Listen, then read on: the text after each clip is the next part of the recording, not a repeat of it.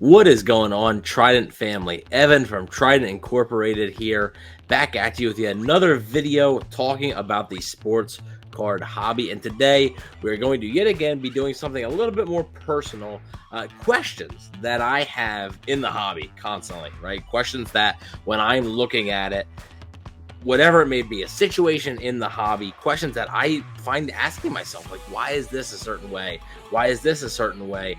And I figured if I had these questions, there must be some other people in the hobby that have similar questions. And hey, maybe there are some answers out there. Who knows? But I am curious to hear your guys' thoughts at the end of this video down in the comment section below. But without further ado, let's get into some of the questions that I do have for a lot of people in the hobby. And look, this is not a specific group of people or anything. This is a consensus of what I've seen on social media, eBay, whatnot, whatever it may be.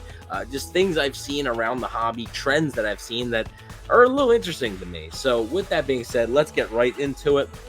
The first one, if a card is modern, and the modern thing is important here, but if a card is modern and it's not a PSA 10, its value drops dramatically. Now, this is mostly with modern cards that are not super duper high end, right? If there is a higher end card, yes, in a 9 it can go for a good bit of money. Even in an 8 in some instances it can go for a good bit of money. But the difference between a 10 and a 9 is so drastic now, and it used to not always be that way, right? 9s have really gone down in value, and to me, a 9 is a pretty good grade. Like, a 9 means that card is in pretty darn good condition, and I don't understand why there is such a difference. I respect the people that go out and literally PSA 9s. I mean, because the prices of them, you can get a same card for, in some cases, hundreds of dollars less in a PSA 9 than you would searching for that PSA 10. I know everybody wants that Gem Mint 10, all right? That's the reason you grade, is to try and get a Gem Mint 10. But the 9 is still valuable to me, and I just don't understand why in the hobby 9s have been looked at kind of as a negative, honestly. And really, it's anything that's not a PSA 10 on modern cards. Not, vintage cards, yes, obviously that grade is a 9 is great, right? An 8 is great, whatever. I'm talking about more like modern day cards here, whereas you could have a hollow of a big time quarterback, right, sell for a couple $100 in a PSA 10, and a PSA 9 it might be worth only a couple bucks, maybe worth 30, 40 bucks maybe. So I don't really understand it. There is a big difference, and I get it. Sometimes it is the card, but I'm always trying to buy the card, not the grade, and that to me is the biggest difference there. So I don't really understand the hate for things non-PSA 10, and I don't really understand that. The other one is certain players, right? Certain like good players, like players that when you look at and talk about them, you're like, oh man, they're really good. In the hobby, they don't get the same respect. Football, a lot of the times it's guys like Peyton Manning is a name that I've found that you can get fairly cheap. Lamar Jackson, actually, he is having one heck of a season right now. But Lamar Jackson, 2-time MVP, I think we have talked about him on this channel before about potential underrated buy. For as good as he is, I think his card prices should be higher, and they're simply not. So there's certain players there in the NFL, the NBA. Kevin Durant is one, Kawhi Leonard's another, James Harden. I mean, I just mentioned 3 guys that are probably Hall of Famers, and their prices for cards are not as high as you'd think. And I do wonder why. Like, what is it with the hobby? And I imagine at one point all of those guys that I just mentioned were super hot, right? Like Lamar rookies. I mean, and look, the rookie cards of all these guys are still very popular. I'm not saying that. I'm talking about the modern ones being made now, pretty much. And I understand Peyton Manning's not playing anymore, but like current, like Lamar Jackson cards right now that aren't rookie, you can get them for some pretty decent prices. Kevin Durant, James Harden, Kawhi Leonard, Paul George, Joel Embiid's another name. Like, you can get a lot of these guys who are really, really good players and potential Hall of Famers for pretty cheap, and I don't really understand it. My advice to you would be to buy and stash. Honestly, if you could buy cheap enough where you can stash, they go to the Hall of Fame in a couple of years, like 10 years from now when Kevin Durant's in the Hall of Fame.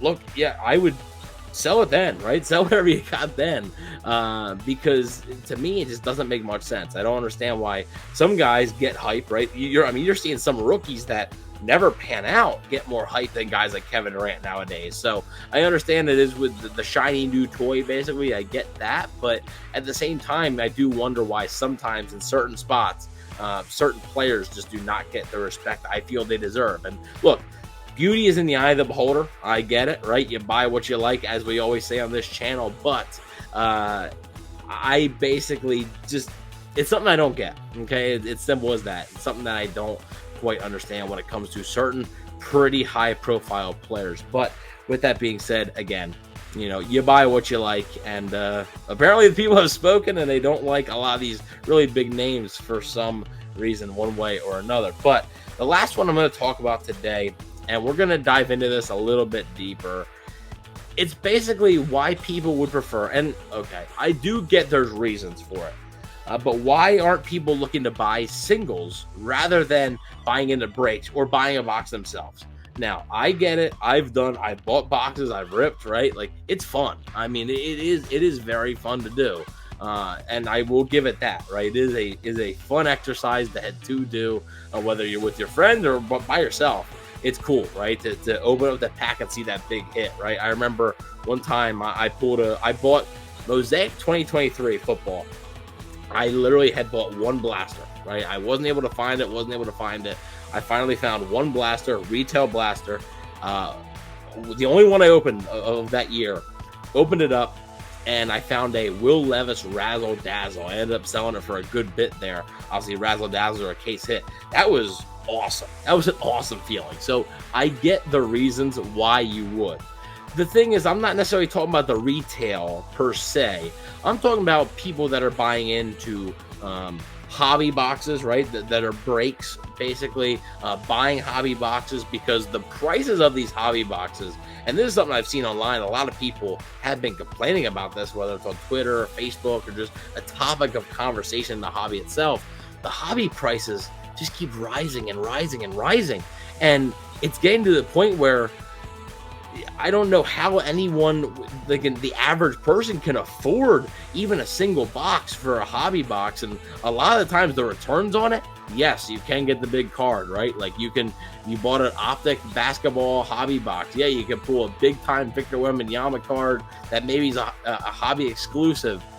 But there's a good chance you probably don't, right? Because those cards are rare. And it's just, to me, taking the risk out. I'd rather search for that same Victor Wembanyama card on eBay, save up and buy it without having to go through hundreds of dollars to buy and get cards that I really have no use for when I'm only searching for that one. So that's what I don't really get, right? I think buying singles is a much better way, and we talked about things that I've learned, and I that's another thing I've learned, right? Buying singles is the way to go.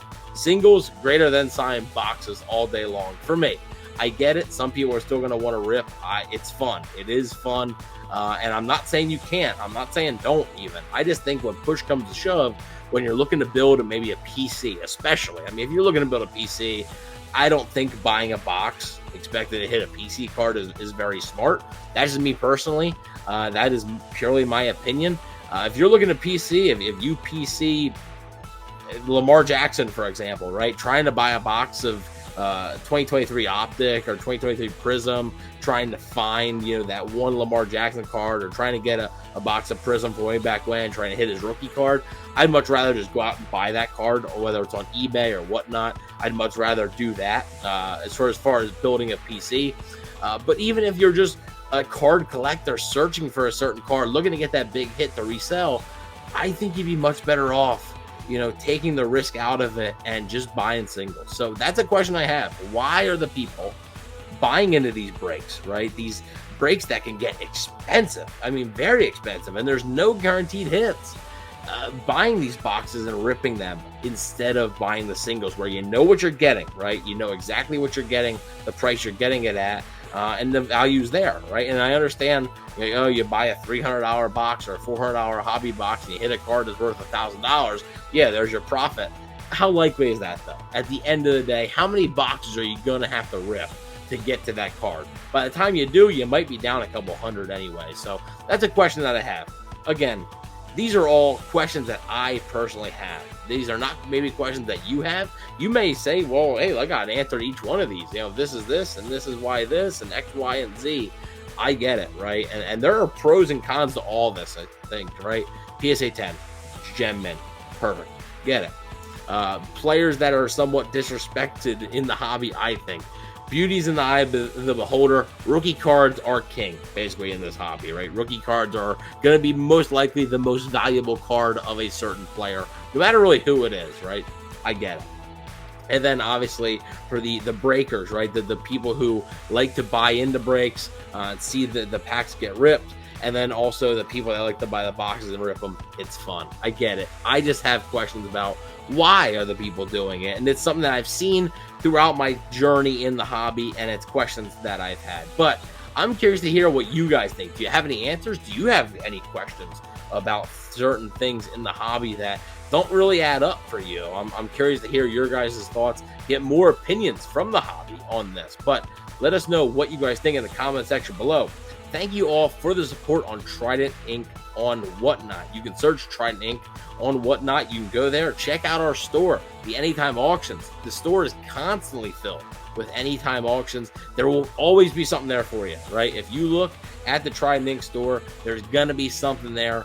A bunch of auctions. We have our Anytime Auction Tuesdays where we are running things. That is actually maybe switching to a different day here coming up. We'll have more info on that when we get it.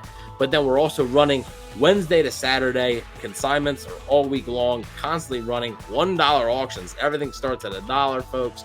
Don't miss out. But thank you all for watching. Please don't forget to like, share, and subscribe, and keep collecting.